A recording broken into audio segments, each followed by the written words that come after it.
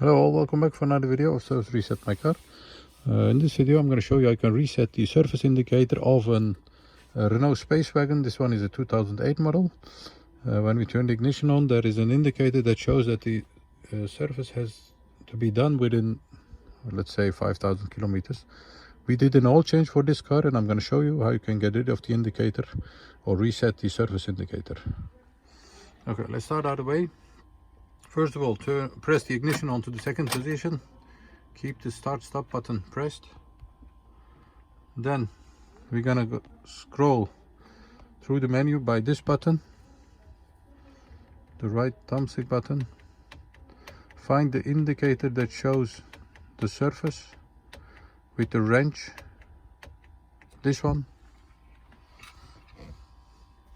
the wrench indicator over here.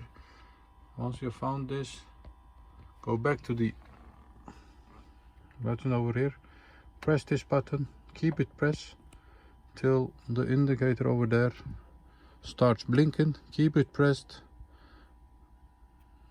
till it stops blinking, and when it stops blinking, the indicator is now reset back to 15,000 kilometers. So once again, ignition off,